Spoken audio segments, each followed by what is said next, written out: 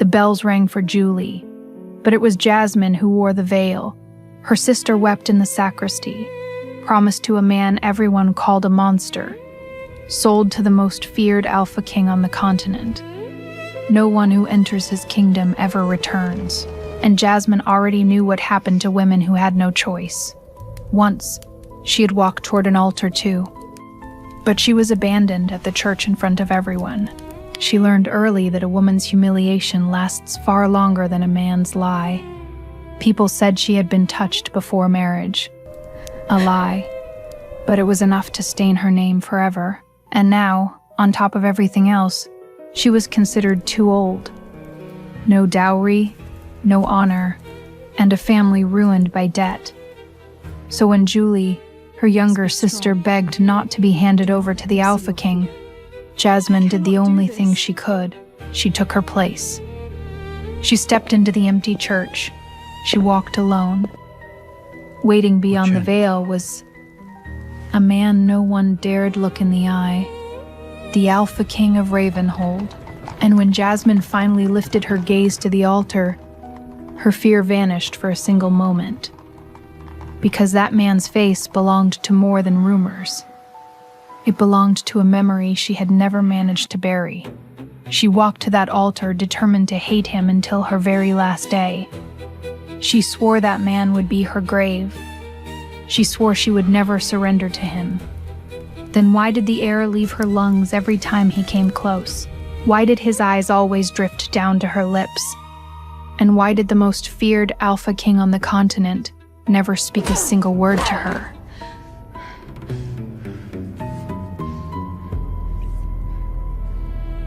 The church bells began to ring, and Julie started to cry.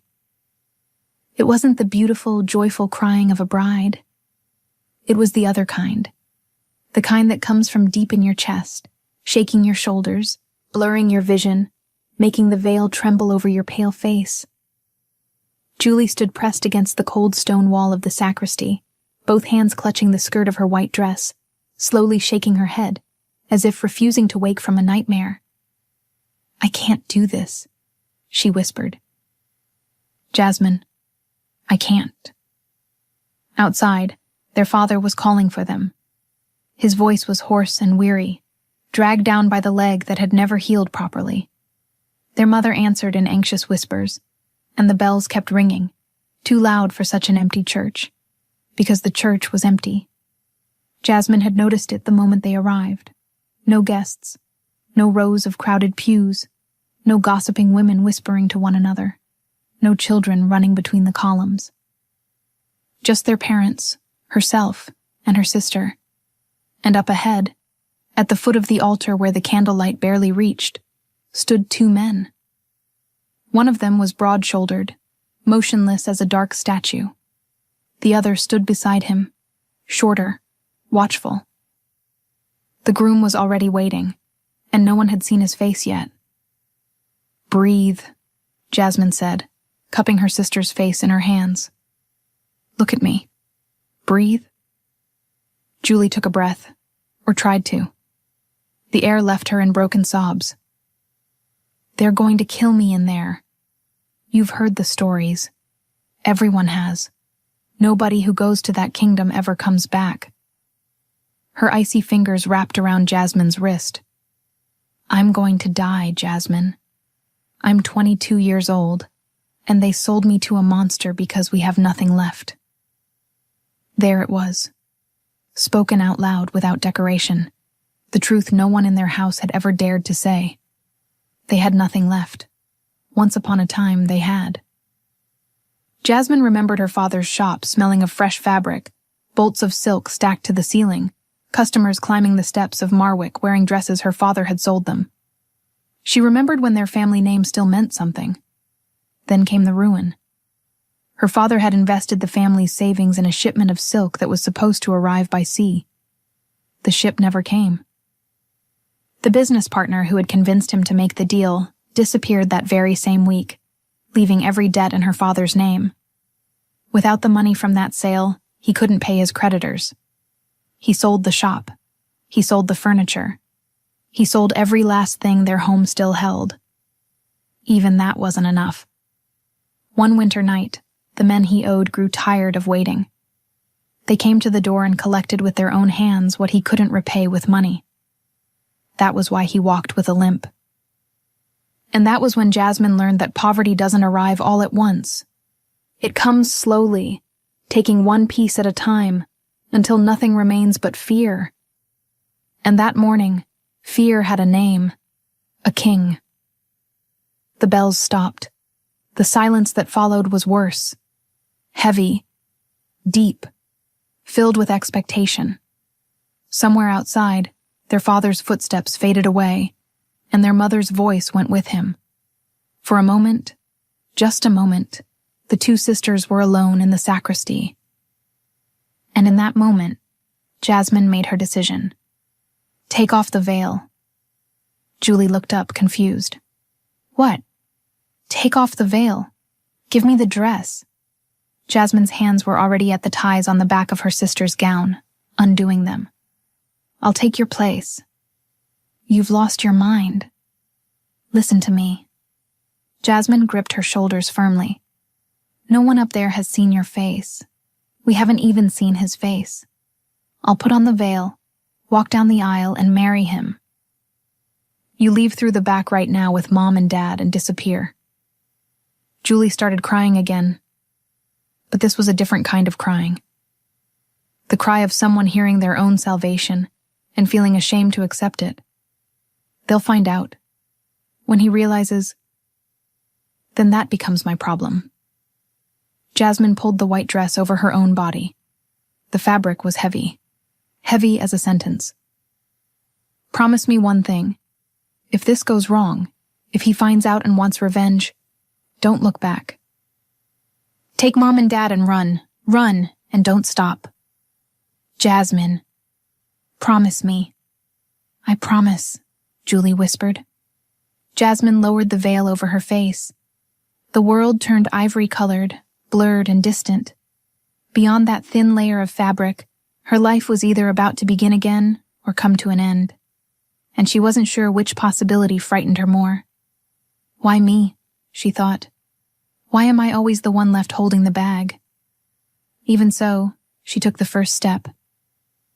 The church aisle was long, and she crossed every inch of it alone.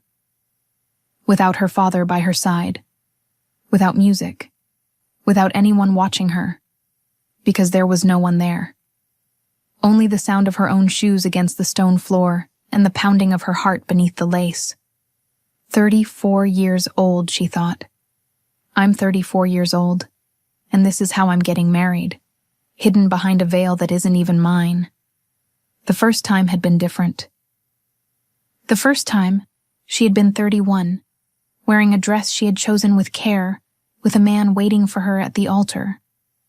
Or at least, that's what everyone had believed. The man never showed up. They waited an hour, then another. And by the time everyone realized he wasn't coming, he had already started spreading rumors throughout the city. He claimed he hadn't come because he knew her too well already, that he'd had her before the wedding, that he would never marry something other men had already had. Every word of it was a lie. But a man's lie carries more weight than a single woman's truth.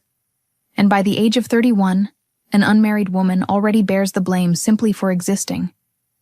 After that, no family wanted their name associated with hers. Too old, too tarnished, no dowry, no honor, no future, and a bankrupt family. 3 years of staring that truth in the face every morning. And now she was walking toward an altar once again. Only this time, there could be no mistake about who the groom was. The most feared man on the continent. The king no one ever returns from. At least she thought, and the bitterness of it almost made her laugh. At least I'm not the one he wanted. At least I'm saving Julie. At least my life was already ruined anyway. With that thought lodged in her chest, she reached the altar, lifted her chin beneath the veil, and finally looked at the man she was about to marry. And the world stopped. Because she knew that face. Not from the rumors, not from the stories whispered in taverns. She knew that face up close, truly knew it, in a way that tightened her throat and stole the air from her lungs before she could prepare herself. No, it couldn't be him. Her heart stumbled, then raced. Beneath the veil, heat rushed to her face, hot, fast, uncontrollable.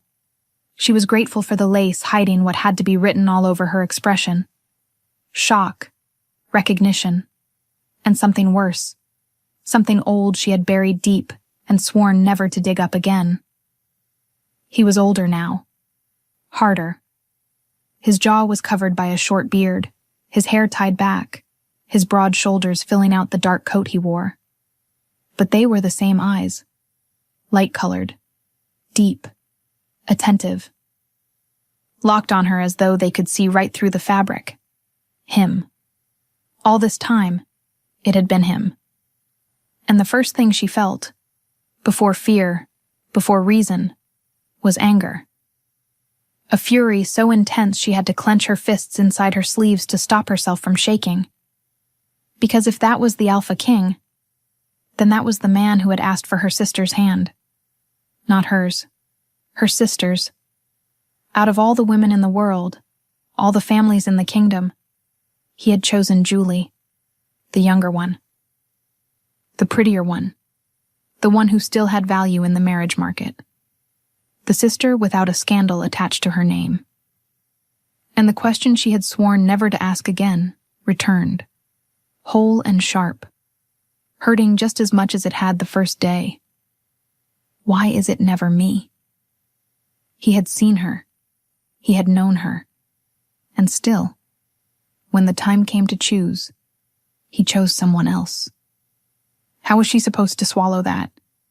How was she supposed to stand there beneath a veil, promising her life to a man who had looked at everything she was and decided he didn't want her? His eyes never left her. Calm, steady, unhurried. And there was no anger in his gaze, only confusion. That infuriated her even more. The priest spoke the words. Jasmine barely heard them. She answered when she was supposed to, her voice muffled beneath the veil, quiet enough not to reveal that she wasn't Julie. His hands were warm when they took hers, large, careful in a way she neither expected nor wanted to notice. When the moment came to lift the veil and seal everything with a kiss, she took a step back, and she didn't raise the veil. Silence fell. The priest hesitated, glancing from groom to bride, uncertain of what to do. The other man standing beside the king opened his mouth to say something, then stopped. Jasmine waited for the fury, waited for him to rip the lace from her face. Waited for the roar, the punishment, the humiliation in front of her own parents. None of it came. The king looked at her for one more moment through the veil, as though weighing something only he could see. Then, slowly, he turned his back. That was all. He turned and walked toward the doors. The man beside him followed, and all Jasmine could do was follow after them. He wasn't angry, and somehow that bothered her more than any shouting ever could have. The carriage departed before noon. Inside, no one spoke. Jasmine sat in the corner, as far away as the seat would allow, her veil finally pushed back now that there was no one left to deceive. The king sat across from her, his large frame taking up the opposite bench, his gaze fixed somewhere beyond the carriage window. He hadn't said a single word since the church. No questions, no demands. He barely even looked at her. Good, she thought. Great. Let it stay that way. And yet her eyes kept drifting back to his profile. To the tense line of his jaw, the large hand resting on his knee. To the impossible calm of a man who had just gotten married and seemed not to care who his bride was. Any minute now, he'll realize it, she thought. And the idea turned her stomach cold. Any minute now he'll understand that he didn't marry the woman he asked for. And when he does, what will he do? Will he undo it? Send for Julie? Send for all of them? They had convinced themselves they had fooled one of the most dangerous men on the continent. No one fooled a man like that without paying the price. Run, Julie, she prayed silently, watching the road disappear behind the window. Run and don't stop. The carriage climbed a hill, rounded a long bend, and then the trees parted, and Ravenhold appeared. Towering walls of dark stone rose against the gray winter sky. Pointed towers, iron gates, guards standing motionless along the ramparts like shadows. In all her life, Jasmine had never heard a single story about this kingdom that ended well. It was the place people went to and never sent word back from. A place where rumors died because no one was left alive to tell them.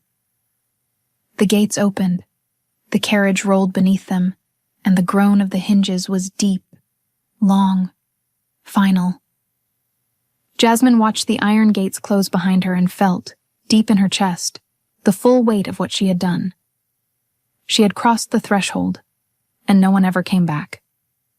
They escorted Jasmine to the king's chambers after night had fallen over Ravenhold, and she was still wearing her wedding dress. Every step down the stone corridor made her heart pound harder.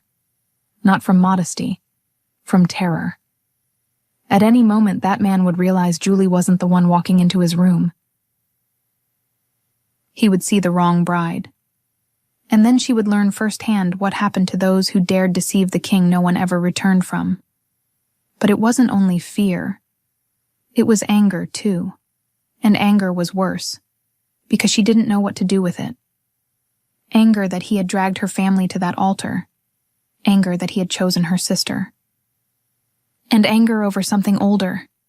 Something buried for years that had clawed its way back to the surface the moment she looked up beneath the veil and recognized him. Don't think about it. Not now. The door opened. The room was large, warmed by the fire blazing in an enormous hearth. And he was there. Standing near the flames, already changed out of his formal clothes, wearing nothing but a dark robe hanging loosely across his chest. The firelight traced the outline of his broad shoulders, the strong line of his neck, the stillness of his hands at his sides. Jasmine stopped in the doorway. She took a deep breath and decided she wasn't going to hide anymore. With one sharp tug, she ripped the veil from her face and waited. She waited for shock, for anger, for surprise. She waited for him to realize he'd been deceived. She waited for the shouting, the accusations, anything. Soren simply looked at her. No surprise. No questions. His pale eyes traveled slowly across her face, utterly unhurried, as if he already knew exactly who he would find beneath that lace. More than anything else, that was what knocked the ground out from under her. He already knows, she thought, her stomach twisting. How does he already know? You don't even look surprised, she said, her voice coming out louder than she'd intended. Of course not. Why would you be? Men like you think you know everything, don't you? He didn't answer. And instead of calming her, his silence unleashed everything she'd been holding back. I hate you, she said. The words came out shaking, then steady, then too fast to stop. You had no right to drag my family into this, to buy us as if we were sacks of grain, to take advantage of the fact that we had nothing left. Her chest tightened. You're a coward who hides behind these walls and these rumors and lets everyone else live in fear for you. Nothing. Not a single word. He remained exactly where he was, his eyes fixed on her. Then she noticed something that unsettled her. His gaze had dropped. It was fixed on her mouth, locked onto her lips, following every word she spoke with an intensity that sent unwanted heat rushing up her neck. Why is he looking at me like that? She wondered. Why does he watch me as if every word I say matters when he never answers any of them? That only made her angrier. She turned away from him and began pacing in front of the fireplace, her words tumbling out too quickly, one over the other, without looking at his face again. "You chose her," she said, her back to him. "Out of every woman in the kingdom, you chose my sister. You saw me, you knew me, and you still picked someone else." Her voice faltered, and she hated herself for it, but she kept pacing. "I was a fool for believing in you, for carrying you inside me all these years as if you were—" She swallowed the rest before she could finish. She wouldn't give him that. "Damn it! Why didn't you tell me you were the Alpha King?" Soren took a step toward her. He wanted to understand her, to reach her somehow. But she didn't stand still for even a second. She paced from one end of the room to the other, spoke too fast, turned her face away, kept her back to him, pouring everything out without leaving him a single opening. And all he could do was watch her, standing there with his empty hands at his sides. His jaw tightened, his brows drew together, and for a single moment, just one, something deep crossed his face. Something that looked like pain.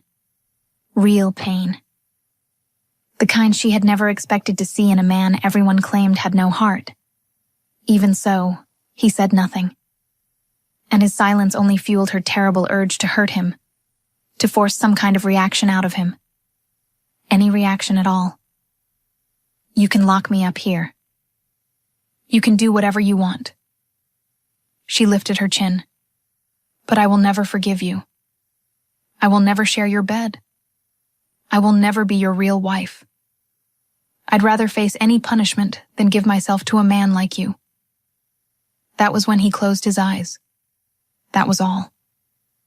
He closed them for a moment and slowly lifted a hand to his forehead, his fingers pressing against his temple like a man carrying a weariness too heavy for his body. And somehow, for reasons she couldn't explain, that simple gesture finally silenced her. The room fell quiet, and for the first time since she'd started shouting, Jasmine heard the sound of her own breathing, loud, uneven, and realized just how much she had said, how little he had answered. That she was standing in a stranger's room, still dressed in her wedding gown, pouring years of hurt onto a stone wall that didn't even try to defend itself. She had no idea what to do with that realization. So she did the only thing she knew how to do. She turned her back, crossed the room, and walked out. A few minutes later, she was locked inside the chambers prepared for her, her back pressed against the door, her heartbeat pounding in her throat. And the only thing she could think about, no matter how hard she tried not to, was the way he'd looked at her mouth. The heat she'd felt rising inside her that had nothing to do with anger. Idiot, she told herself, closing her eyes. Idiot. It shouldn't have been so easy to desire a man she'd sworn to hate. The days that followed confused Jasmine more than she wanted to admit. Ravenhold was nothing like the stories. She had expected chains, screams, people bent beneath the weight of fear. Instead, she found a kingdom that breathed slowly. Servants laughed quietly in the hallways. Children ran through the courtyard. Women sang while hanging laundry to dry, and the guards, even enormous, even silent, stepped aside for her with respectful nods. Everyone treated her with kindness, and instead of reassuring her, that kindness kept her guard up. It's a lie, she thought as she crossed the frost-covered gardens. It's all an act. No one lives happily in a monster's home. They're pretending, or they're too afraid to let the truth show. What bothered her most were the women. The king only had to walk into a room, silent as ever, and they turned toward him. They smiled. They adjusted their hair. They looked for excuses to pass close by. He didn't even need to open his mouth, and somehow he still managed what no other man could accomplish after talking all night. And she hated how much it bothered her. At first, she tried. She really did. She greeted the king whenever she saw him in the corridors. She asked him questions over dinner. She tried to understand who he was, what he expected from their marriage, what he intended to do with her.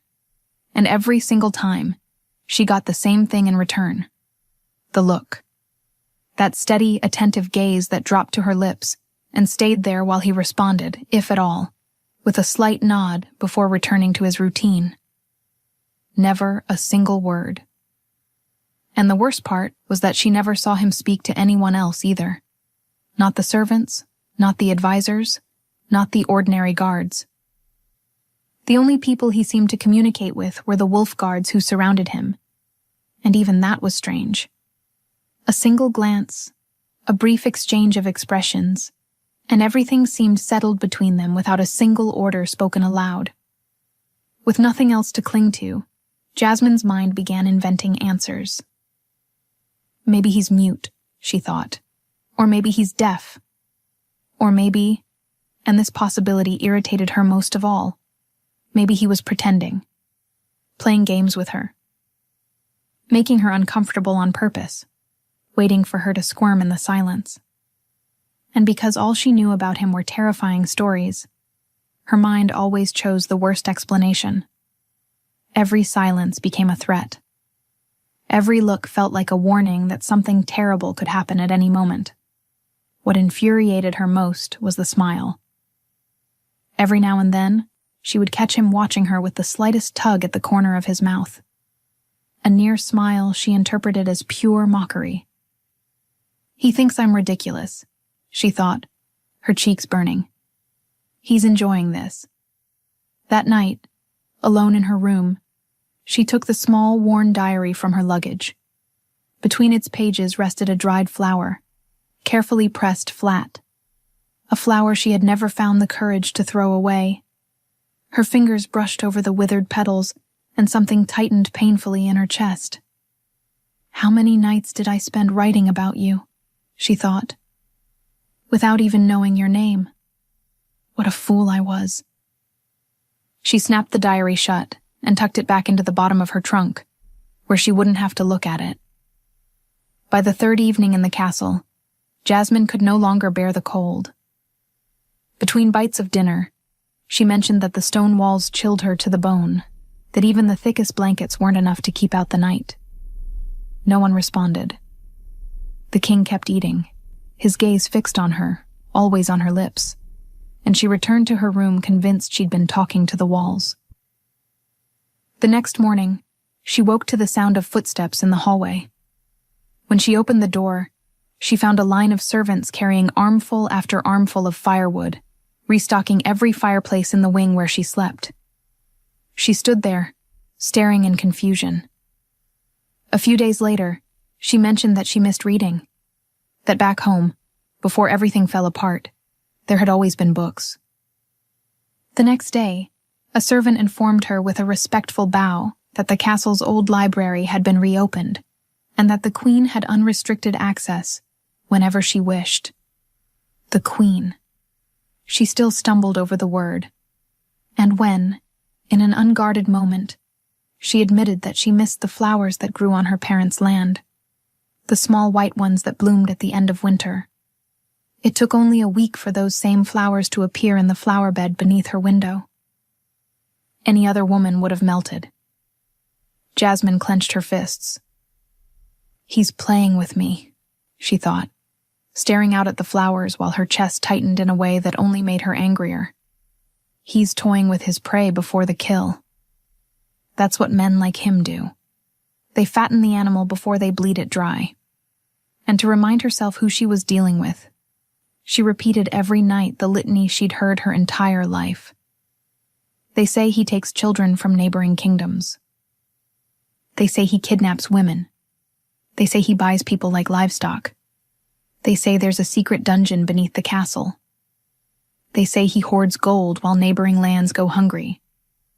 They say he's made dark bargains. They say he destroyed entire villages on nights of the full moon. And they say he tears out the throats of anyone who dares threaten him with his own teeth. A chill ran through Jasmine at the thought. And if he could do all that, she wondered, what would he do to my sister if she were here in my place? There was no trusting anyone in that castle. Because if even half of those stories were true, then everyone there was complicit. That night, exhausted by her own theories and with no one she could trust, Jasmine decided to do what she had been avoiding. She would walk through the castle in the dark and see for herself what those walls were hiding. She slipped downstairs barefoot, shielding the candle flame with her hand. At a bend in the corridor near a tall window, she stopped.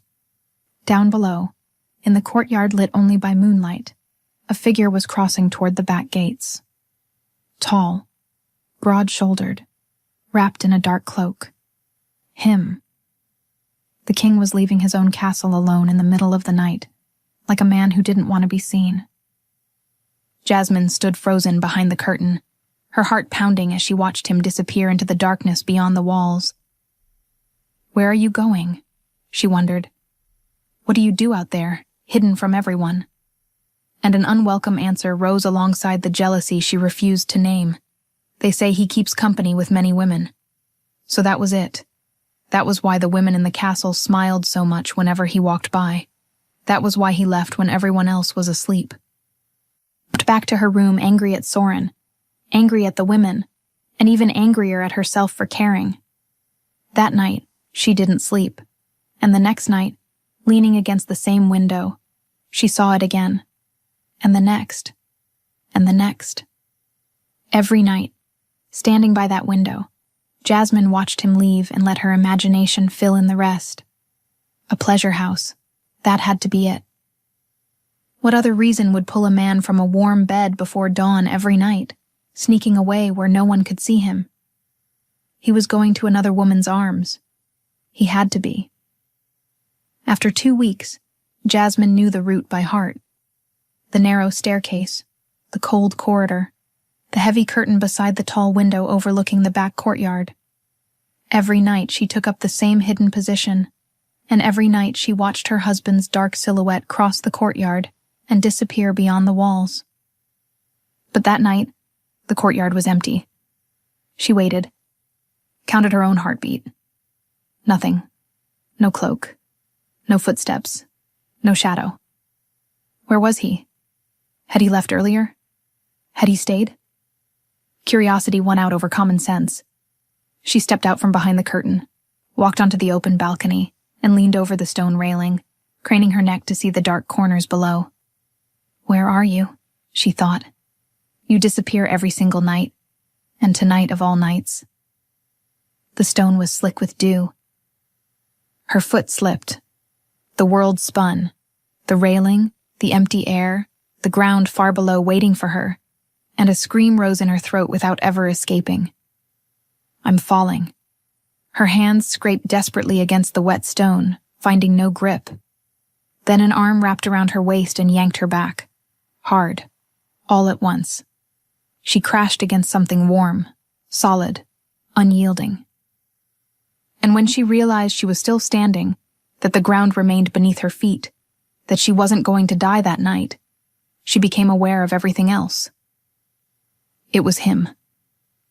Soren's arms surrounded her, one around her waist, the other firm against her back, holding her against his chest. His warmth seeped through the thin fabric of her dress. Both her hands were gripping his shoulders, without her even remembering deciding to do it. Her face was only inches from his. Her heart pounded so loudly she was certain he could hear it. "Don't let go yet." The thought slipped into her mind before she could stop it. Ridiculous, traitorous. She should have stepped back, thanked him, pulled away, returned to her room, kept the distance she had sworn to keep. Instead, she stayed there in the dark, trapped in the arms of the man she claimed to hate, his breathing so close it blended with hers. "Why won't you talk to me?" The question came out barely above a whisper, and it hurt more than she'd expected. "I've yelled at you. I've begged you. I've insulted you. And you never answer me. Why?" His gaze dropped. It settled on her lips and stayed there. Dark, intent, lingering. Then something changed. Deep inside those pale eyes, something ignited. A molten gold warmth. an amber glow that slowly spread until it consumed his entire iris, until his eyes burned golden in the shadows. Jasmine stopped breathing. His thumb brushed against her back. The hand on her waist drew her infinitesimally closer. His mouth lowered toward hers, slowly. The air between them vanished completely, and for one unbearable moment, she wanted it. Wanted it so badly it hurt. Which was exactly why she ran. She tore herself out of his arms, turned, and fled down the corridor without looking back, barefoot, her heart lodged in her throat, her skin burning everywhere his hands had touched her.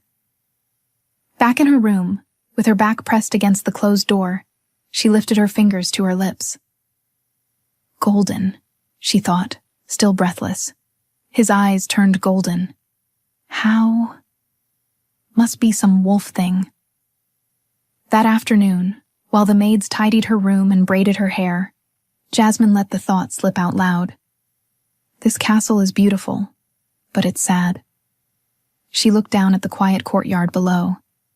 So many people live here, and everything is so silent. Back in Marwick, before everything fell apart, my mother used to host balls. The house felt alive, filled with music. She sighed. I miss that. A ball would do this place some good. The older maid chuckled softly as she folded a shawl. Oh, my lady, the king would never allow that. Soren doesn't like parties, crowds, music, packed ballrooms. He's avoided those things for years. What a shame. Jasmine turned back to the window, and something small and stubborn spoke louder than reason. But you never know, right? Maybe. She didn't even believe her own words. The next morning, the castle felt transformed. There was a new energy in the hallways, servants hurrying by with armfuls of flowers, the smell of sweet bread drifting up from the kitchens, excited voices where silence used to live. Jasmine went downstairs without understanding what was happening, and she was stopped 3 times before she even reached the courtyard. Have you heard? There's going to be a ball tonight, a young maid said, her face glowing with excitement. It's been so long. A stable hand tipped his hat as she passed. They say it's thanks to you, my queen, that you asked for it. He smiled shyly. We're grateful. We needed something like this. Jasmine didn't know what to say. Farther ahead, an elderly woman took her hands in hers and, with tears in her eyes, told her about a ball she had attended when she was young, before the kingdom had shut its doors to such things. Without meaning to, Jasmine smiled. Warmth spread through her chest, light and unfamiliar, and for a moment she felt happy in a way she hadn't in years. Then she realized why, and the smile faded from her lips. It was him. I mentioned it in a private room with only the maids around. How did he know? And why? For the love of all things. Would he arrange an entire ball just because I said I missed them? She hated the happiness she'd felt, hated how deeply it touched her. Every kindness from that man was another thread pulling her closer, and she had sworn she wouldn't let herself be pulled in. It's a trap, she repeated to herself all day. It's all a trap.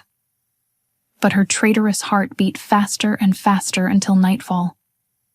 By the time night fell, the ballroom was unrecognizable. Candles flickered in every corner, music climbed the stone walls she had only ever known as cold, and the warmth of laughing, twirling bodies filled the air. Full, alive. People from all over the kingdom had come dressed in their finest, simply because the king had opened his doors. And in the middle of it all, there he was. Soren stood near the throne, dressed in black, tall and motionless amid the commotion. And around him, as always, there were women. They laughed, touched his arm, leaned closer, competing for a glance from the man who never even bothered to speak. Jasmine stopped at the entrance, her stomach twisting. How ridiculous that I care, she thought, clutching the fabric of her skirt. He isn't mine. I don't want him. Actually, he is mine. But I still don't want him. She grabbed a glass anyway and took a drink. That was when he saw her. Over the crowd, over all those women, Soren's eyes found hers and stopped. Right there. On her. And slowly, unhurriedly, the corner of his mouth lifted.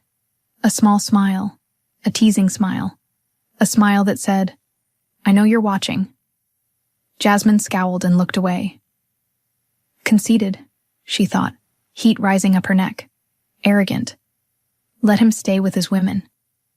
She picked up another glass and drank every time one of them laughed a little too close to him, every time he lowered his head to listen to one of them. The wine went down warm, dulling the sharp edges of the jealousy she refused to name. Across the ballroom, Soren never took his eyes off her. He saw the third glass, the fourth. He saw her steps grow unsteady, the flush spreading up her neck, and something tightened in his expression. He made the slightest gesture toward the man who followed him like a shadow, a subtle tilt of his head in her direction, and the beta understood immediately.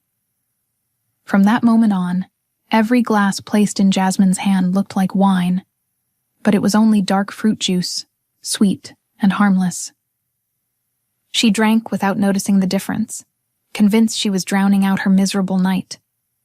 She never got any drunker than she already was. She had no idea that from across the ballroom, a man was making sure she didn't lose herself. The music changed. The opening notes of a slow waltz filled the room, and couples began gathering in the center of the floor. Jasmine retreated toward the wall, the now lukewarm glass between her fingers, content to stay out of it, to watch from a distance, A shadow fell over her. When she looked up, he was there. Soren. So close she had to tilt her head back to see his face. He said nothing. Of course he didn't. He simply held out his hand. Open. Waiting. An invitation.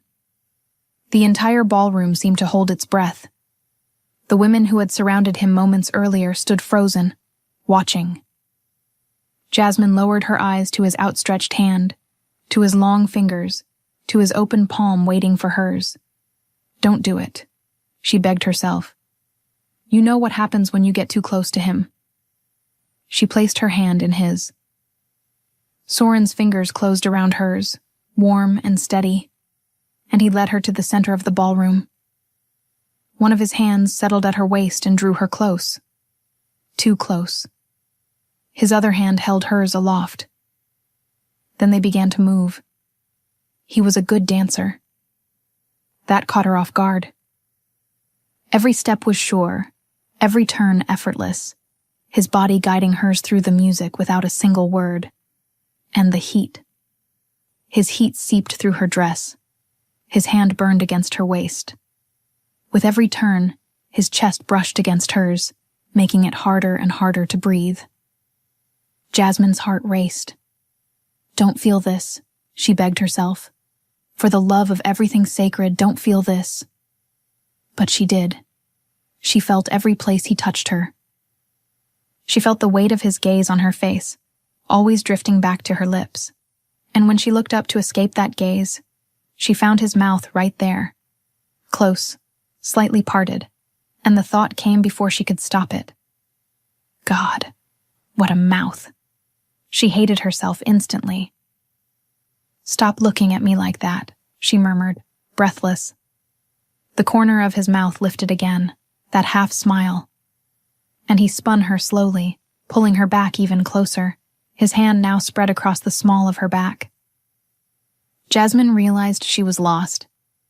That every second of that dance was the sweetest and cruelest thing she had ever experienced. She loved it. She hated loving it. She wanted the music to stop. She prayed it would never end. When the final note faded away, they remained standing in the middle of the ballroom, their hands still joined, their breathing uneven, far too close. His eyes burned again, gold rising from deep within his irises. And for a moment, she was certain he was going to kiss her right there, in front of everyone. She pulled away, turned, and fled the ballroom before her legs could betray her. He caught up with her in a side corridor, away from the music, and without the caution that kept her together during the day, she fell apart. "Why would you do that?" Her voice was thick with emotion, her eyes burning. She walked up to him and struck his chest with the flat of her hand. "Why do you dance with me? Fill my room with flowers. Look at me like that all the time, and never say a single word to me?" The question stumbled out. "Do you have another woman? Is that it? Am I too ugly, too old? Do you only want the younger ones, the ones who laugh around you?" Something crossed his face, but it wasn't amusement this time. He shut his eyes tightly, his jaw locked, his breathing deep and heavy, his fists clenched at his sides. A man fighting against his own body, against something he'd been holding back for far too long. Even so, when he opened his eyes again, he didn't move toward her. She did. She rose onto her toes, closed her eyes, and reached for his mouth. Soren stopped her. His large hands came up to cradle her face gently, his thumbs resting against her cheeks, keeping her just inches away. Firm. Serious. Even with her standing there, wanting him, offering herself to him. He didn't take advantage, and something inside her broke. "Why did you abandon me?" she whispered. The question came from somewhere deep and old, from a wound she hadn't realized was still bleeding. A tear slid down her cheek, warm against his thumb. "Say something. Anything. Please." He tried to pull her gently into his arms. She shoved him away, hit his chest once, twice, weakly, crying, and he absorbed every blow without stepping back. Then he caught one of her hands in the air, slowly, and brought her fingers to his lips. He kissed them, softly, lingering. His eyes closed like a man at prayer. "I hate you," she said, her voice shattered. "I hate you. I hate that I want you." The wine and exhaustion overcame her right there. She sagged against his chest, her eyes growing heavy, her anger dissolving into sleep. She barely felt him lift her into his arms and carry her through the castle's silent corridors. He meant to take her back to her own chambers, but when he reached the door to his room, he stopped. He didn't trust the state she was in. He carried her inside, laid her down in his bed, and sat nearby, keeping watch. At some point in the early hours of the morning, sleep claimed him too. When Jasmine woke, the pale morning light was streaming through a window that wasn't hers. She sat up with a start, her heart racing, her head pounding. Dark sheets. A large room. His scent everywhere. Wood and something wild beneath it. Soren's bed. He wasn't there, but on the pillow beside her where his head must have rested there was a flower. Small. White. Delicate petals. One of the same flowers now growing beneath her bedroom window. Jasmine's hand stopped just before touching it. She knew that flower. She knew the meaning behind the gesture. And the recognition tore a deep hole through her chest because it brought back a memory she had locked away and sworn never to revisit. "No," she thought, stepping away from the bed. "Don't think about it." She clenched the flower in her hand and hated herself. Hated the way her skin still tingled where he had held her. Hated that she had cried in his arms. Hated that she had admitted the truth, that she wanted him, out loud, right in front of him. Because that was what infuriated her most. Not the anger, the desire. She had spent years loving a man without a name, only to discover too late that he was the king everyone feared. The king who had asked for her sister's hand, not hers. The king who didn't truly want her, who filled her days with flowers, firewood, and carefully measured kindness, only to disappear every night into someone else's arms. I won't be a fool twice, she decided, closing her hand around the flower until the petals crumpled. That night, she was going to find out where he went, no matter what it cost her. That night, Jasmine didn't wait by the window. The moment she saw Soren's dark silhouette crossing the courtyard toward the back gates, she went after him. Barefoot again, her cloak pulled tightly around her shoulders, her heart lodged in her throat. She was done making up stories in her head. Tonight, she was going to see for herself what that man did every night before dawn. She followed at a distance, hiding behind trees and low stone walls, careful not to be seen or heard. Soren walked quickly and confidently, with the ease of someone following a path he had traveled 1,000 times before. He crossed a sparse stretch of woods, rounded a hill, and stopped in front of a large house set far away from everything else, its windows glowing warmly and smoke rising from the chimney into the night sky. Jasmine crouched behind a tree trunk and held her breath. The door opened before he could even knock. A woman stepped into the doorway, young. Her face illuminated by the warm light spilling from inside. The moment she saw who it was, she smiled. A wide, happy smile. The smile of someone who had been waiting for him. And stepped aside to let him in. Soren entered. The door closed. And the ground seemed to disappear beneath Jasmine's feet. So big, she thought, her eyes burning. The house he built for the other woman. Look at the size of it. The warmth. The woman waiting at the door. So that was it. That was where he went every night. To the woman he truly loved. The one he had chosen with his heart. Far from the eyes of the court. And she, Jasmine, was nothing but a facade. The wife in name only, locked away in the cold castle while the real one lived in that warm house, greeting him with a smile every night. She didn't stay to see anything else. She couldn't bear it. She turned and disappeared into the forest without direction, her feet sinking into the wet leaves, tears finally falling now that no one could see her. It wasn't enough. It hadn't been enough to be abandoned at the altar once, humiliated in front of the entire kingdom, thrown aside like spoiled merchandise. And now this, trapped in a marriage to a man who belonged to someone else, trapped in a marriage that existed only in name, with a husband who spent his nights in the warmth of another woman's home. And the worst part, the very worst part, was that she wanted him. She hated herself for it. For loving a man the entire world swore was a monster. And because no matter how hard she looked, she couldn't find anything in him that justified the stories. Where was the monster?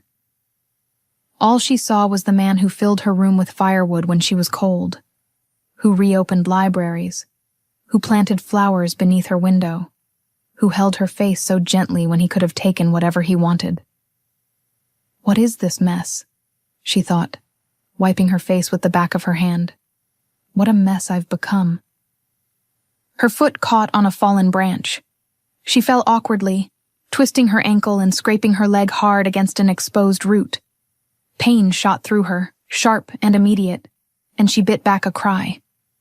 When she tried to stand, her leg refused to cooperate. It was bleeding, burning. With no strength left, no direction, nothing at all, she dragged herself to the base of a tree, leaned against it, and cried. Deep, ugly sobs, the kind she'd been swallowing for weeks. Branches cracked nearby. Something was moving in the darkness, large, heavy. Muted footsteps crunching through the leaves, coming closer. Jasmine lifted her head, her blood turning to ice. A wolf stepped out of the shadows. It was enormous, larger than any animal she had ever seen. Dark fur, a body made entirely of muscle and silence. Its head hung low, its eyes fixed on her. Terror consumed her. She shrank back against the tree, unable to run, unable to scream, certain this was where everything ended. Then she saw its eyes. Golden. amber flames burning in the darkness. Those eyes. Soren, she thought, and the fear turned into something else. Something nameless. It's him. The wolf stopped a few feet away, its head tilted slightly, and those golden eyes moved over her tear-streaked face, her injured leg, her curled-up body. Slowly, without a hint of threat, it took another step, and another, until it lowered its muzzle close to her, warm breath fanning across her skin, its gaze locked on hers. And Jasmine, who should have been afraid, who should have run, did neither. She broke apart. "Why won't you ever talk to me?" The words came between sobs before she could stop them. Who is she? Who's the woman in that house? Why did you leave me in the forest all those years ago and never come back? Why does everyone say you're a monster? Her voice cracked completely. And why, out of all the women in the world, did you choose my sister? The wolf simply watched her. There was no answer in his eyes, only confusion. A deep anguish, like someone witnessing pain without understanding where it came from. Its head tilted the other way, those golden eyes shifting from her face to her injured leg, and a low sound rumbled from its chest, almost mournful. He doesn't understand, she thought, and that only made her cry harder. Not even now does he understand me. Then the wolf did something she never expected. It lowered itself completely to the ground, folded its legs beneath its body, offered her its broad back, and waited. Those golden eyes remained fixed on her, patient. She understood what he wanted. She hesitated, but her leg throbbed, the night air was cold, and the castle was too far away to reach on foot. Slowly, carefully, Jasmine pushed herself up and swung her leg over the wolf's back, gripping the thick, warm fur. The moment she was settled, the wolf rose to its feet and began to walk. His warmth seeped into her. It was strange. Impossible. She was riding the most feared wolf on the continent through a dark forest, her face buried in his fur. And instead of fear, she felt safe, a sense of safety that made no sense at all. Why do I trust you? She thought, closing her eyes. Why have I always trusted you? He carried her back through the woods, stepping lightly so her injured leg wouldn't be jostled. When they reached the rear of the castle, the wolf stopped and carefully let her climb down. Then, right before her eyes, the enormous body shuddered. The fur receded, bones shifted. The animal's shape unraveled and reformed in the darkness. And where the wolf had stood, there was now a man. Soren, broad shoulders, bare chest, deep, steady breaths. His golden eyes slowly faded back to their usual pale color. Jasmine stared at him, speechless. She couldn't move, couldn't look away. She had heard stories about shifters her entire life, but hearing about them was one thing. Seeing one was another. Seeing one meant standing face to face with the impossible. She didn't even realize she'd stopped breathing until he stepped closer. Soren said nothing. He simply bent down, slipped one arm beneath her knees and the other around her back, and lifted her off the ground with effortless ease. He carried her against his chest all the way to her chambers. He laid her on the bed with a gentleness that made her chest ache and stayed there for a moment, looking at her. She waited for him to say something. Anything. He didn't. He only brushed the back of his fingers lightly against her cheek once. Then he left without a sound. Alone in her room, her leg bandaged and his silence still hurting, the memory came back. All of it. The memory she had locked away. It had happened one afternoon years ago in the forest near Marwick. I found him sitting beside the stream, a wounded man. His arm was bleeding, alone. I didn't know who he was. I knew nothing about kingdoms or crowns or wolves. I only saw a man who needed help. I cleaned his wound with water from the stream. I tore a piece from my own skirt to make a bandage. I shared the bread I had brought with him. He only watched me, with eyes unlike any I'd ever seen, his gaze fixed on me. And when I was about to leave, he spoke. The only thing he said that entire afternoon. "You are an angel." I was 30 years old. 30 years old, and no man had ever looked at me like that, with that warmth in his eyes, as if he saw value in me where the rest of the world had seen none. I stayed with him until evening. The next day, I returned to the same place. He was gone. But then the flowers started arriving, every day, left on my doorstep.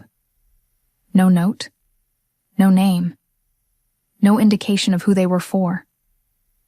Small white flowers that bloomed at the end of winter. Everyone assumed they were for my sister, of course. Always my sister. But I would stare at those flowers and ask myself, a question I barely dared admit even to myself. What if they're for me? What if they're from him? Then came the marriage proposal, from the man who would leave me at the altar, and the flowers stopped. Jasmine sat on the bed, her heart aching, as she pieced together everything she had just realized. The flowers beneath her window, the flower on the pillow, the dried flower she'd kept hidden in her diary for years. It was him. It had always been him. The wounded man in the forest was Soren, the king, the monster from all the stories. But if it was him, why? Why had he disappeared without a word? Why had he never come back, never looked for her, never sent word of who he was? Only flowers. Silent flowers she had never been certain were hers. And if he was the one who sent them, if he was the man who had looked at her that way all those years ago, then why, when the time came to choose a wife, had he asked for her sister instead? Maybe I imagined all of it, she thought, the old fear rising again. Maybe the kind man in the forest never existed. Maybe I created a beautiful fantasy to survive my ugly life, and the real man is this one, the man on the throne, silent, impossible to understand. She buried her face in her hands. I need to know. I can't stand not knowing anymore. At that exact moment, the door opened. Jasmine lifted her head. Soren stood in the doorway in his human form, his expression serious. Beside him stood the man who always followed him like a shadow. The beta. The beta stepped into the room, looked at her, and spoke the first words anyone in that castle had said to her in a very long time. "You can ask whatever you want, my lady. Anything." He glanced briefly at Soren before looking back at her. "I'll answer for him." For a moment, Jasmine could only stare at the two men standing in the doorway. The beta waited patiently. Soren, behind him, never took his eyes off her. And there was something in that look she had never seen before. Fear. The most feared king on the continent was afraid of what she was about to ask. She swallowed hard and chose the first question that hurt. "They say he steals children from neighboring kingdoms." Her voice trembled. "That he tears sons and daughters away from their mothers." The beta slowly shook his head. "He takes in orphans, children left alone by war, with no one else in the world. He brings each of them to Ravenhold and raises them here." He paused. "Soren knows what it's like to be a child with no one. He would never leave another child to that fate." Jasmine felt the first thread snap inside her. "And the women?" she pressed, clinging to her anger like the last piece of driftwood after a shipwreck. "They say he kidnaps women. He gives them shelter," the beta interrupted gently. "Women fleeing abusive husbands, debts that would sell them, marriages that would have been a living death. In Ravenhold they find a roof over their heads, and no one forcing them to do anything." He looked at her steadily. "You are one of them yourself, my lady. even if you don't realize it yet. And the gold? Her voice faltered. They say he hoards gold while neighboring lands starve. He stores grain, not gold. Enough to survive winters that kill with cold and hunger. And whatever remains, he sends out in secret without his name attached to the villages that need it. A faint smile touched the beta's lips. I'm the one who delivers much of it. I've lost count of the nights I've spent on the road carrying food on behalf of a man who would never let anyone know it came from him. The dungeon. Jasmine twisted the fabric of her skirt in her hands. They say there's a secret prison beneath the castle. There is a place beneath the castle, but it isn't a prison. The beta nodded. It's where the men who returned from war broke and go. The ones who lost pieces of themselves and can no longer bear the way others look at them. There, they find peace. Soren doesn't hide monsters beneath Ravenhold, my lady. He hides the people the world chose to forget. Every word the beta spoke pulled another thread loose, and the entire story Jasmine had built in her mind began to unravel. The villages, she whispered. They say he destroyed entire villages.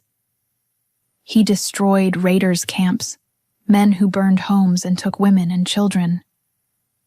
The ones who survived ran away, telling everyone that the monster of Ravenhold attacked without reason.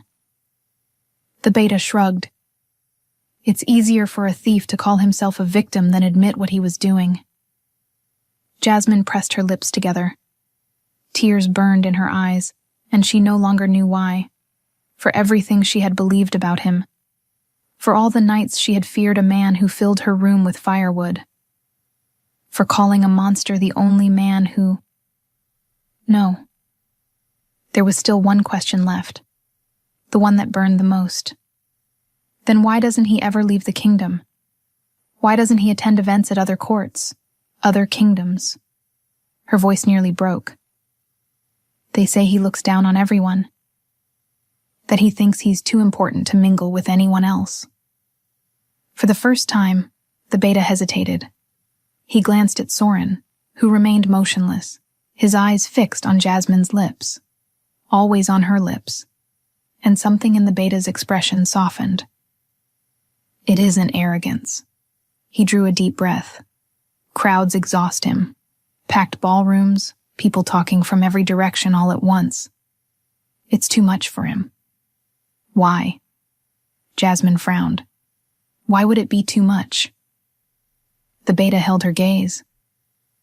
Because Soren is deaf, my lady. The air vanished from the room. Deaf. Jasmine went silent. The word should have shattered her, but it didn't. Deep down, she had already known. She had suspected it from the very beginning, when he never answered her, when his gaze always drifted to her lips, when she realized he never exchanged a single word with anyone. Mute. Deaf. Pretending just to torment her. She had considered every possibility. And she had chosen the worst one because it was easier to hate a man who despised her than to understand a man who couldn't hear her. His eyes were always on her lips. He read lips. Of course he did. Deaf. So that was it. But instead of relief, what rose inside her was anger. A different kind of anger wrapped in shame. If he's deaf, she said slowly, looking at the beta. Why didn't anyone tell me? The beta opened his mouth. She didn't let him speak. I suspected it. From the beginning, I suspected it. Her voice rose, trembling. But every day he looked at me without answering, letting me think he despised me, that he was mocking me, that he didn't care about a single thing I said. I hated him for that. A tear slipped down her cheek, born of anger, not pity. One word. That's all it would have taken. You or him or anyone in this castle could have told me. Why did you let me believe he simply didn't care about me? The beta looked at her for a long moment before answering quietly. Because he didn't want you to stay out of pity. He glanced at Soren, whose eyes remained locked on her. A man who has spent his entire life being feared learns to distrust compassion. He preferred your honest hatred over kindness, born from sympathy. He wanted you to know him first, to decide what you felt for him before you learned about the silence. He paused. And even without speaking, my lady, he read every word you shouted at him from your lips. Jasmine turned toward Soren. His eyes were fixed on her, steady and without accusation. Only that impossible tenderness she had mistaken for mockery for weeks. "The house," she said, turning back to the beta, her voice thick with emotion. "The large house in the forest. The woman who opened the door. I saw her smile at him. I saw him go inside. That house is the shelter." The beta nearly laughed. "That's where he goes every night. Not into anyone's arms, my lady. He goes there to serve dinner with his own hands, alongside the others, to the women and children who live there. It's the only time he has left after spending the entire day caring for the kingdom. The young woman you saw is one of the people he took in. She smiles because, to them, he isn't a feared king. He's the man who saved their lives. But it's not just the women at the shelter." Jasmine crossed her arms, old irritation surfacing before she could stop it. "It's the same thing here in the castle. They're always laughing around him. All the time. Laughing too much, if you ask me. At the ball, it was one woman after another smiling, clinging to him." She stopped, because the beta was laughing. And beside him, Soren was too. A silent laugh, his shoulders shaking, the corner of his mouth lifted in a smile she had never seen fully before. "What are you laughing at?" she snapped, her cheeks burning. "Oh, my lady." The beta wiped at the corner of his eye, still laughing.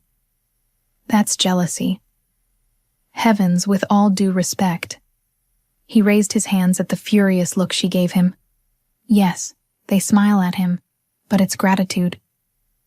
Almost every woman in this castle owes him her life, her child's life, or her freedom. They smile at him the way people smile at someone who pulled them out of the darkest moment of their lives. It's far less than what your imagination has been telling you." Jasmine opened her mouth to argue, then closed it again. She had nothing to say.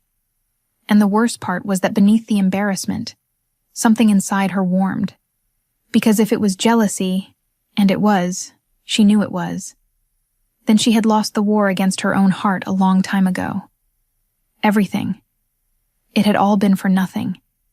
The jealousy, the sleepless nights, the certainty that he belonged to someone else. All the while, he had been kneeling on the floor of a shelter, serving food to orphans. "My lady." The beta took a step forward, his voice softening. "There's something he needs you to know." He looked at Soren, received the slightest nod, and continued.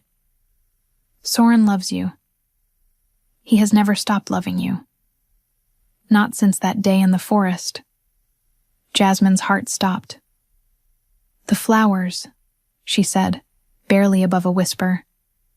"The flowers that kept appearing at my house. They were from him. They always were." The beta smiled sadly.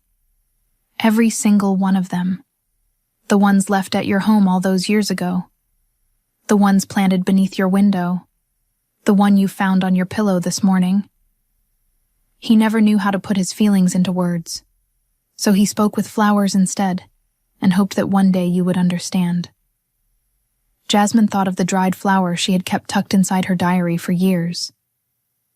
Of the fool she had been, writing night after night about a nameless man, never knowing that he had loved her all along from the other side of the world. There was one last thing she needed to know.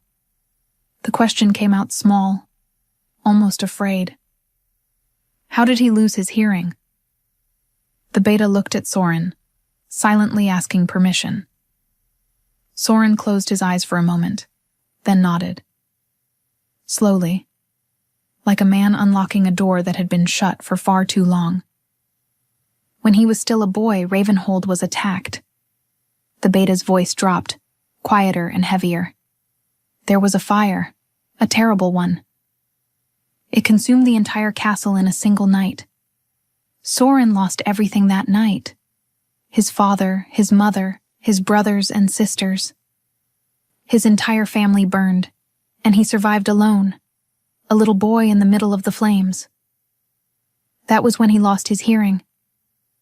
That was when the world fell silent for him, and it never came back. A tear rolled down Jasmine's cheek, and for the first time, she saw the boy inside the king. The boy who had been left alone in silence and had grown up carrying an entire kingdom on his shoulders. The boy who took in other orphans, so none of them would ever have to be as alone as he had been. "If he loves me," she said, her voice breaking, "then why did he ask for my sister's hand? Why Julie and not me?" Soren shot the beta a sharp look. The beta rubbed a hand over his face and had the decency to look embarrassed. "That part," he sighed. "That's my fault. When Soren told me about you, he didn't know your name. All he had was the memory of a woman who helped him in the forest and a few scattered details about your family. When I passed the information along to the people arranging the proposal, there was a misunderstanding. They confused you with your sister." A sheepish smile crossed his face. "The proposal went to Julie by mistake.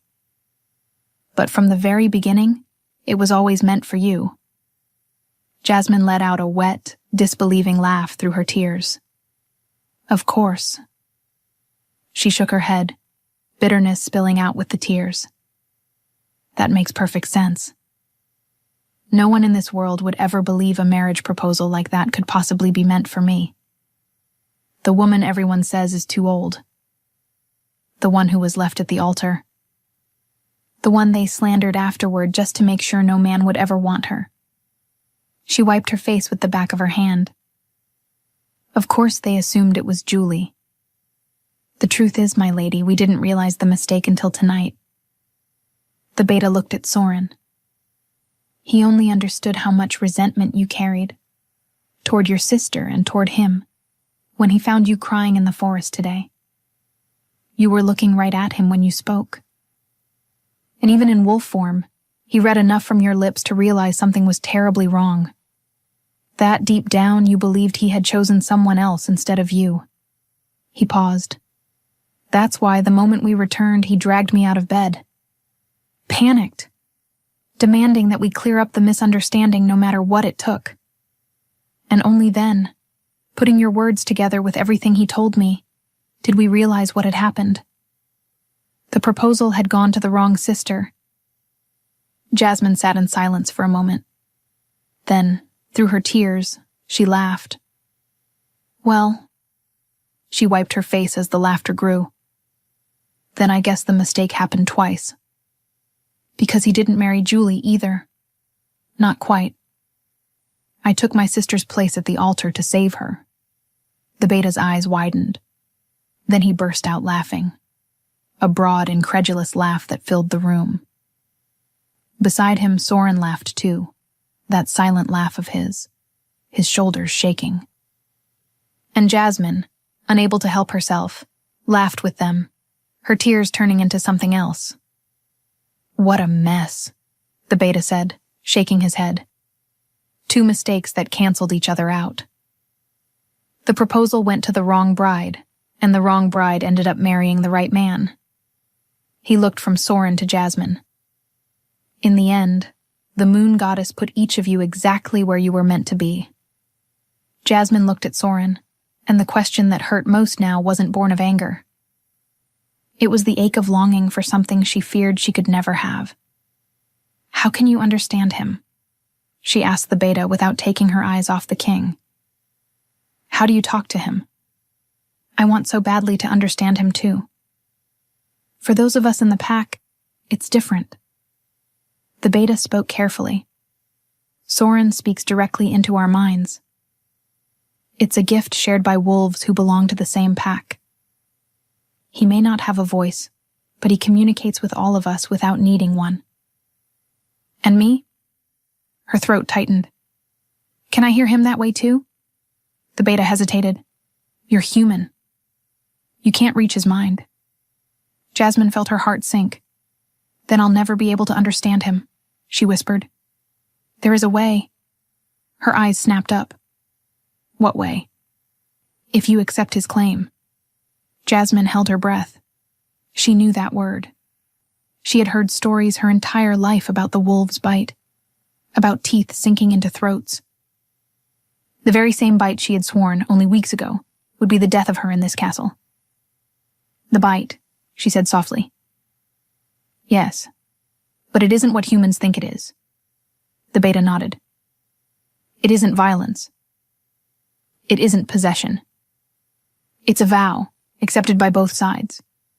He marks you as his mate, and from that moment on, you'll feel each other, understand each other, speak to each other in ways no words could ever reach. He looked at her gently. The bite you were taught to fear is, in truth, the only thing that can give you his voice. The beta looked from Soren to Jasmine one last time. Then, with a small smile, he stepped back toward the door. I think you two don't need me anymore. He left, closing the door quietly behind him. And then there were only the two of them. Soren crossed the room slowly, each step seeming to carry the weight of a lifetime. He stopped in front of her. Then he did something no one in any kingdom would have ever imagined seeing the Alpha King of Ravenhold do. He knelt. There, on the cold stone floor, the most feared man on the continent knelt before her. He lifted his face and took her hands in his. His eyes traveled over her features, lingered on her lips, then returned to her eyes. And then, in a low voice, rough and rusty from years without use, yet perfectly clear, he spoke. I love you. 3 words. The first words she had ever heard from his lips, and they had cost him more than any battle he had ever fought. Jasmine shattered completely. She dropped to her knees in front of him, cradled his face in her hands, and felt the warmth of tears running down both their cheeks. I was so unfair to you, she whispered. I called you a monster. I hated you. And you. He slowly shook his head and lifted a hand to her face, brushing away a tear with his thumb. Then she kissed him. There was no hesitation this time, no caution, no retreat, no fear. She kissed him with everything she had been holding back for weeks, for years, and he pulled her closer, one hand buried in her hair, the other at her waist. The kiss was deep, hungry, the surrender of 2 souls who had been searching for each other since a sunny afternoon beside a stream. Her thoughts stopped. There was only him, his warmth, his taste, his certainty. When they finally pulled apart, Soren looked into her eyes. A silent question, a plea. And Jasmine understood. She tilted her head to the side, brushed her hair away from her neck, and offered him the throat she had once sworn he would tear apart. Yes, she said, I want to hear you. Soren lowered his face to the curve of her neck. His lips brushed her skin, warm and trembling. She felt his breath, the strain of his control, the care of a man who had waited his entire life for that moment. Then, with infinite gentleness, he bit her. It didn't hurt the way she had imagined. A wave of warmth swept through her entire body, from her throat to her chest, all the way down to her fingertips. Something dormant inside her awakened all at once. Suddenly, she felt emotions that weren't her own. Affection, longing, desire, relief, and a love so deep, so immense, that it stole her breath. It was what he felt, everything he felt for her. And then, inside her own mind, she heard a voice, clear, deep, rough, warm. His voice, with no barriers between them, So this is what your voice sounds like, she thought, and somehow she knew he heard her. It is, he replied inside her mind. And she felt his smile before she even saw it. And with nothing left to hide, with the silence that had imprisoned him his entire life finally gone, Soren told her everything he had carried inside for years. I fell in love with you the moment I saw you in that forest. You found a wounded stranger, covered in blood, and you weren't afraid. You didn't run. You stayed. You tore a piece from your own dress to take care of me, shared your food with me, and worried about me when you thought I was in pain. It had been so long since anyone had cared for me. Not since the fire. Not since I lost my mother. No one ever had again. And then you came along. A complete stranger. And you treated me like a man when the entire world could only see a monster. I never forgot your smile. Or the way you looked at me without fear, without disgust, without wanting anything I could give you. I searched for you. I sent you flowers because I didn't have the words to tell you how I felt. And I was afraid, cowardly afraid, that you would never come near me if you knew who I really was. The monster of Ravenhold. When I found out you were promised to someone else, I thought I had lost you forever. And when I learned that he left you at the altar, I hated what he had done to you. And still, may the heavens forgive me, I was grateful. Because it gave me one last chance. I asked for your hand in marriage. I knew your family had fallen into ruin, and I used that to find my way back to you. I'm not proud of it. But I had no idea your names had been switched. In my mind, it was always going to be you. And when you walked down the aisle, hidden behind that veil, I knew it was you before I ever saw your face. I caught your scent. My wolf recognized you before I did. The night you walked into my room wearing your wedding dress and poured all your hatred onto me and nearly lost my mind. Not because of your anger. Because I couldn't tell you that I could read every word on your lips, and even then, all I wanted was to pull you into my arms. Out in the hallway, after the ball, when you tried to kiss me, I wanted to forget every rule I had ever imposed on myself. But you were drunk, and I would rather have died than give you one more reason to believe I was the monster from the stories. And I loved seeing you jealous. May the heavens forgive me for that too. I've been taking care of your family all this time. They're safe. Every debt your father owed has been paid. Your family is no longer bankrupt, Jasmine. My men have been watching over them from a distance, making sure they have everything they need. And if you want, they can come live with us here in Ravenhold. I would love that. You have no idea how much I miss having a family. And Julie misses you too. She's doing well. She's free. Because of you. I spent years imagining what it would be like to finally talk to you for real. And now that I can, I never want to stop. I want to teach you everything about wolves. I want to take you to all the places I love.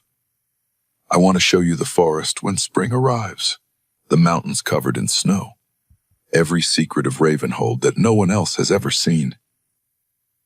But more than anything, I want to live all of it by your side. Because from the day you tore a piece from your own dress to care for a wounded stranger in the forest, my heart stopped belonging to me. It became yours, and it always will. He lifted her hands and kissed her fingers, one by one, his eyes glowing gold again, locked on hers. Jasmine closed her eyes, his voice echoing inside her mind, his warmth surrounding her. And for the first time in her life, she didn't feel like the woman who had been left behind. The one too old. The damaged one. The one no one had wanted. She felt chosen. Outside, the full moon rose over Ravenhold, And inside, kneeling on the cold stone floor, far from everything the world had invented about them, the king no one had ever understood, and the woman no one had ever wanted, finally heard each other, without a single word spoken aloud. Spring returned to Ravenhold, and with it, the white flowers bloomed once more beneath the castle windows. By then, the story had spread across the kingdoms. People whispered from one corner of the continent to the other that the woman no one had wanted was now the Luna of the most feared kingdom in the world. The man who had abandoned her learned the news the same way everyone else did. Too late, and from the lips of strangers. They said he even sent a letter of congratulations, the kind that hides envy beneath polite words. Jasmine never read it. She had far better things to do than waste a single night thinking about a man who had once made her cry. Because Ravenhold was no longer a place of silence. Her parents moved into the castle as soon as the snow melted enough to make the journey possible. Her father, who walked with a limp, now strolled slowly through the gardens with the help of a carved cane Soren had commissioned for him. Her mother rediscovered herself in the soil, planting those little white flowers in every flower bed she could find. And Julie, freed from the fate that had nearly swallowed her whole, filled the hallways with a laughter the castle hadn't heard in years. Sometimes Jasmine would catch Soren standing still, simply watching it all. The crowded house, the full table. And without him saying a single word inside her mind, she knew exactly what he was feeling. The boy who had survived the fire alone finally had a family again. Talking to him inside her own mind was still the strangest and most wonderful thing in the world. And as she quickly discovered, the quiet king the entire kingdom feared had a wicked mouth when no one else could hear him. It happened during a dinner, the great hall full of nobles and advisors, when his voice suddenly appeared in her mind, low, rough, and anything but innocent. "I'm counting the minutes until this hall empties out. I have plans for you tonight. Very detailed plans." Jasmine nearly choked on her wine. Heat rushed up her neck instantly, and she shot him a sharp look from across the table. Soren cut into his meat with perfect calm, his face serious and unreadable as always. Only the corner of his mouth gave him away, curled into that half-smile she had learned to fear. "For a quiet man," she thought pointedly, knowing he would hear her, "you talk far too much inside my head." "Only because you're the only one who can hear me now," came his warm, unhurried reply. "And because you're desperately missing my voice, among other things." "Stop it," she thought, biting her lip to keep from laughing in front of the entire court. "Stop. It. Blush for me again," his voice teased. "I love it when you blush." Later, when the castle had finally fallen asleep, she found Soren waiting for her in their room. But before he could make good on any of the promises he'd spent the entire evening whispering in her mind, she took his hand and placed it against her stomach. Soren went completely still. She saw the question form in his eyes. She saw the fear, the hope, something too immense to fit inside a single man. And she simply nodded. For the second time since she had met him, Jasmine watched the Alpha King of Ravenhold fall to his knees. He pressed his face against her stomach, his arms wrapping around her waist, and inside her mind she felt something that had no name in any language. Pure emotion. Nothing but him. Overflowing. "A family," his voice came thick with emotion inside her mind. "You gave me a family." Jasmine ran her fingers through his hair and looked out the window, where the full moon rose over the kingdom she had once sworn would become her grave. Her whole life, people had told her that no one entered Ravenhold and lived to tell the tale. And it was true, because no one who entered that kingdom ever wanted to leave.